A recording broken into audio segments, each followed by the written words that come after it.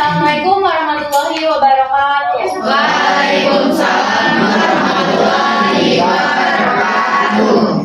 Baik, sebelumnya izin memperkenalkan diri. Nama saya Zahra Melani Burjania dengan NPM 2213032001. Di sini saya sebagai moderator kelompok 1 yang akan membantu berjalannya presentasi. Baik, di sini saya bersama rekan-rekan saya yaitu perkenalkan, nama saya Mega Astuti dengan NPM 2213032002 sebagai pemateri pertama. Perkenalkan, saya Rifana Naziza NPM 2213032038. Perkenalkan, saya Rifana Naziza dengan NPM 2213032003. Memperkenalkan diri, nama saya Rahma Isnawati dengan NPM 2213032020. Baik, izin perkenalkan diri, nama saya Novel Dabai Akmal dengan NPM 22130320. Memperkenalkan diri, nama saya Asifah Kaliha dengan NPM 2213032039. Baik, kami akan mempresentasikan hasil kerja kami yaitu studi politik dan pendekatan-pendekatan dalam ilmu politik yang akan dijelaskan oleh rekan saya Mega. Hakikat politik sebagai ilmu pengetahuan. Politik adalah art of government atau seni pemerintahan yang berasal dari bahasa Yunani. Ada rakyat sebagai pemegang kekuasaan tertinggi yang memberikan mandat kepada pemerintah untuk melaksanakan kebijakannya. Jadi, dengan kata lain, studi politik mengkaji tentang persoalan kekuasaan yang rakyat itu memberikan wewenangnya kepada pemerintah untuk melaksanakan kebijakannya sesuai dengan konsekuensinya. Aristoteles dalam buku The Father of Politics Principles yang menulis buku tentang etik dan politik, sedangkan Plato yang menulis tentang republik dan law. Dari kedua filosofi tersebut mengkaji tentang pendekatan kesejahteraan rakyat, yaitu bagaimana negara dan rakyat yang seharusnya bertindak bagi kebaikan dunia. Mengenal studi politik. Ilmu politik merupakan sebuah kegiatan di dalam sistem politik atau negara yang menyangkut proses untuk melaksanakan tujuan-tujuan sistem tersebut.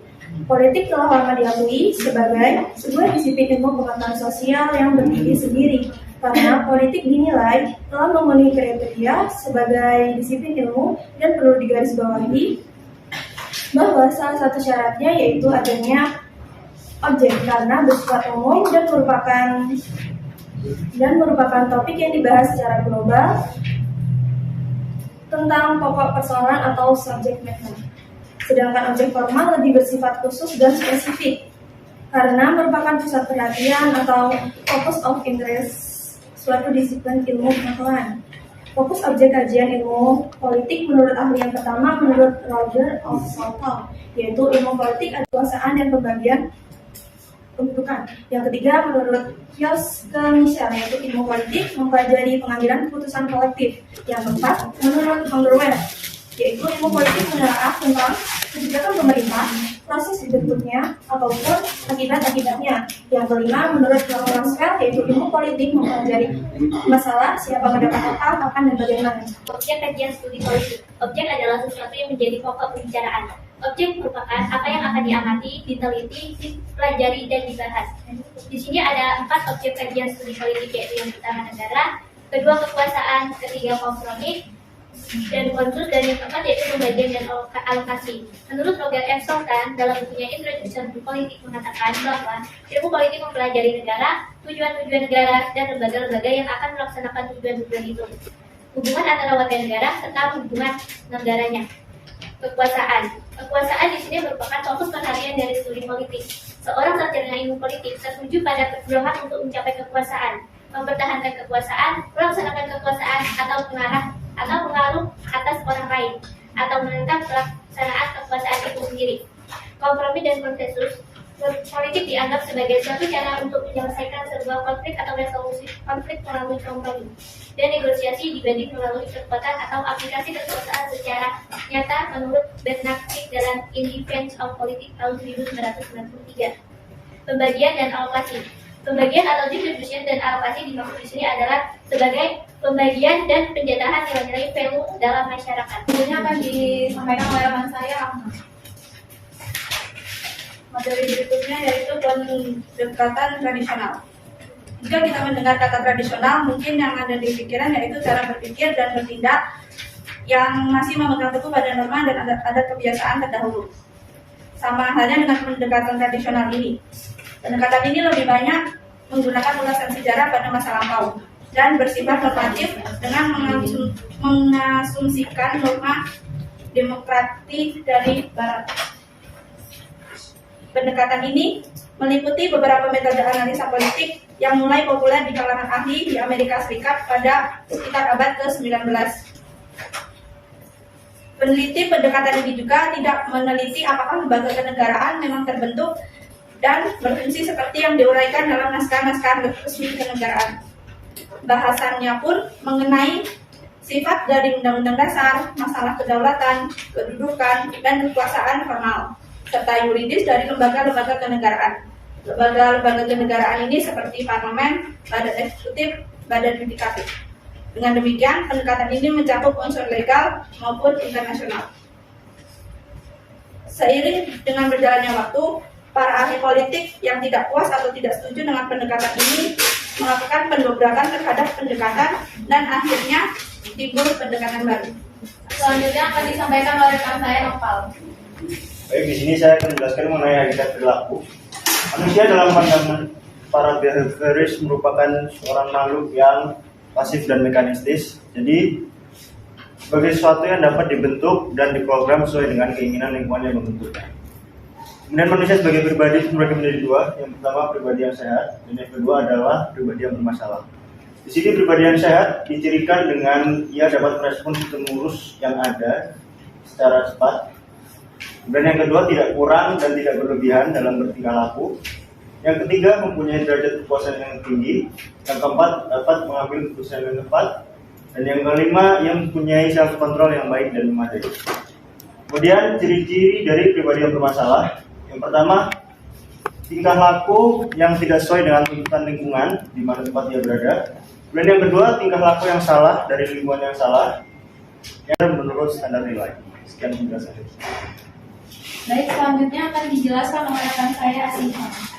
Baik, materi selanjutnya, pendidikan pasca perilaku. Pendekatan pasca perilaku, the post behavioral approach. Pendekatan ini dapat dikarakterisasikan sebagai post behavioral. Pendekatan ini, bahaya yang muncul dari penekanan post ini adalah bahwa setiap individu yang diberikan dapat disesuaikan sejauh pengaruh ia dapat mengubah struktur sosial dan ekonomi. Orientasi terkait dengan administrasi publik adalah masalah baru dengan hasil kebijakan pemerintah. Sekian. Sampai di sini apakah dari teman-teman ada yang ingin bertanya? Kami silakan. Perkenalkan diri, saya Taslim Mawita dengan NPM 221303204. Saya ingin bertanya mengenai kaitan ilmu politik. Apakah akan selalu dikaitkan dengan negara dan pemerintah? Punya izin perkenalkan diri, saya Novia Imani Putri dengan NPM 221303206. Saya ingin bertanya, bagaimana bisa kekuasaan menjadi pusat fokus dalam objek ilmu politik? Dan terima kasih. Sebelumnya izin perkenalkan diri, nama saya Adi Purnia Saputra dan 2213032016. Di sini saya ingin bertanya, apa sih yang menjadi pembeda antara ilmu politik dan ilmu negara? Terima kasih. Berikan waktu kami 3 menit untuk berdiskusi. Akan dijawab oleh rekan saya. Baik, di sini saya akan menjawab dari pertanyaan Ivan mengenai kaitan ilmu politik. Apakah akan selalu dikaitkan dengan negara dan pemerintahan? Jawabannya, ilmu politik tidak selalu berkaitan dengan negara dan pemerintahan. Ilmu politik dapat juga diterapkan untuk menganalisis hal-hal di luar sistem negara dan pemerintahan. Contohnya seperti melihat pola kehidupan dalam masyarakat, lingkungan sosial maupun organisasi masa pada umumnya. Selanjutnya pertanyaan dari Novia akan dijawab oleh rekan saya. Baik, di sini saya akan menjawab pertanyaan dari Novia. Bagaimana bisa kekuasaan menjadi pusat fokus dalam objek ilmu politik? Kekuasaan menjadi fokus perhatian utama dalam studi ilmu politik. Dikatakan demikian karena kekuasaan dan politik adalah satu kesatuan yang tidak dapat dipisahkan, di mana politik adalah salah satu bentuk untuk memperoleh kekuasaan, how to get the power. Ketika kita membicarakan politik, maka sebenarnya kita membicarakan sebuah strategi bagaimana kita bisa meraih kekuasaan. Kekuasaan adalah energi yang dimiliki oleh seseorang atau kelompok untuk memutuskan tujuannya yang ingin dicapai. Kekuasaan dalam politik ini artinya menghimpun dan menempatkan energi setiap orang dalam kelompok untuk memperoleh kekuatan dalam memuluskan dan mencapai tujuannya yang dihendaki seseorang tersebut. Jadi dari pertanyaan pertama dan kedua, apakah teman-teman ada yang ingin menanggapi atau menambahkan?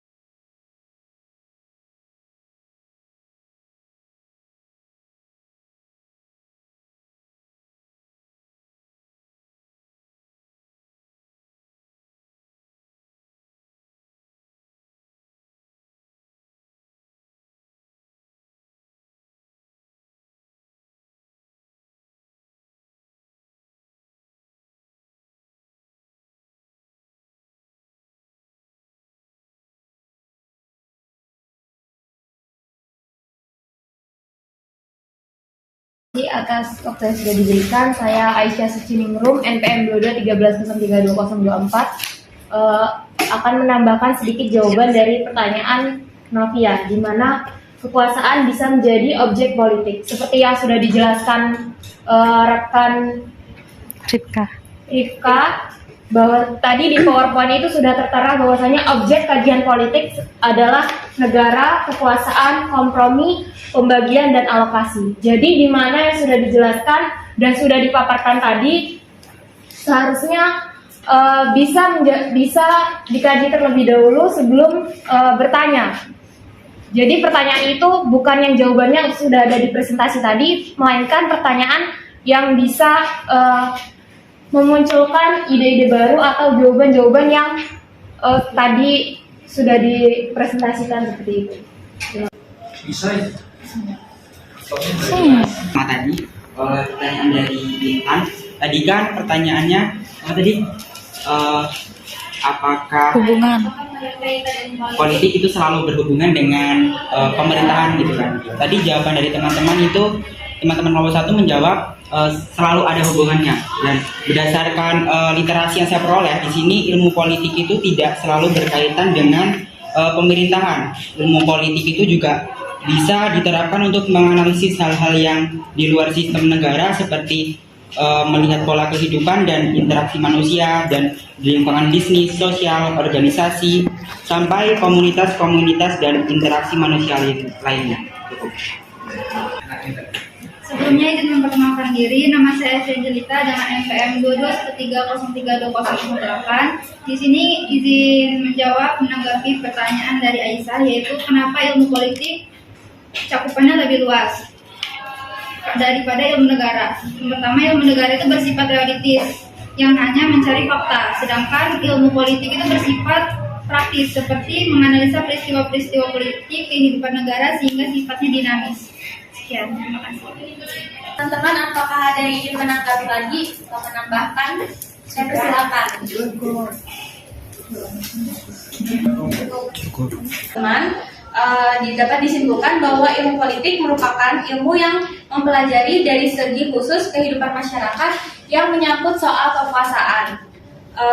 Objek kajian ilmu politik menurut pemahaman kami adalah batasan-batasannya dengan ilmu-ilmu sosial lainnya, mulai dari sosiologi, antropologi, sejarah, geografi, ekonomi, dan psikologi. Kajian ilmu politik dapat menggunakan dua pendekatan, yaitu pendekatan kualitatif dan kuantitatif. Setelah itu metode penelitian. Manfaat ilmu politik menjadikan kita supaya kritis terhadap suatu permasalahan. Kajian ilmu politik dapat menggunakan dua pendekatan, yaitu pendekatan kualitatif dan kuantitatif. Setelah itu metode penelitian. Manfaat ilmu politik menjadikan kita supaya kritis terhadap suatu permasalahan. Pendekatan-pendekatan dalam ilmu politik menjadi tiga, yaitu pendekatan tradisional, pendekatan perilaku, dan pendekatan pasca perilaku. Pendekatan tradisional tidak menghiraukan organisasi informal. Bahasan ini bersifat statis dan deskriptif dalam bahasa analitis dan banyak memakai ulasan sejarah dan proses pembahasan fakta kurang dibedakan dengan norma. Pendekatan tradisional lebih sering bersifat normatif dan mengasumsikan norma-norma demokrasi barat. Kelemahannya yaitu bahasanya lebih deskriptif daripada analitis, lebih banyak menggunakan ulasan sejarah seperti menelusuri perkembangan parlementer. Selanjutnya pendekatan perilaku, yaitu perhatian utama mengidentifikasi perilaku kepemimpinan yang efektif. Pendekatan ini muncul setelah pendekatan berdasarkan ciri ini menekan pada sifat seperti kepribadian, motivasi nilai, dan keterampilan mengalami kegagalan. Umumnya behaviorisme ini adalah teori belajar yang menumpukan kajian tentang tingkah laku yang nyata boleh diperhatikan dan diukur. Tujuan terapi behaviorisme ini membantu klien memperoleh perilaku baru, mengeliminasi perilaku dan maladaptif, dan memperkuat serta mempertahankan perilaku adaptif. Terakhir yaitu pendekatan pasca perilaku, yaitu sebuah pendekatan yang masih menumpuk sejumlah perdebatan. Ia menjadi sebuah pendekatan yang komplit karena muncul adanya ketidaksesuaian antara teori yang dihasilkan dengan kebutuhan masyarakat serta menjadi salah satu faktor utama yang menjadi kritikan atau relevansi. Pendekatan ini muncul karena adanya fokus yang berlebihan dari ilmuwan. Pendekatan pasca perilaku ini menjadi sebuah pendekatan yang memiliki kelemahan metodologis dan akhirnya tidak berhasil merumuskan teori-teori politik yang baku, masih menuai perdebatan. Hal ini merupakan sebuah konsekuensi dari proses kesempurnaan pendekatan sebelumnya. Baik, kami tutup. Sekian presentasi dari kami. Kurang lebihnya kami mohon maaf. Terima kasih. Wassalamualaikum warahmatullahi wabarakatuh.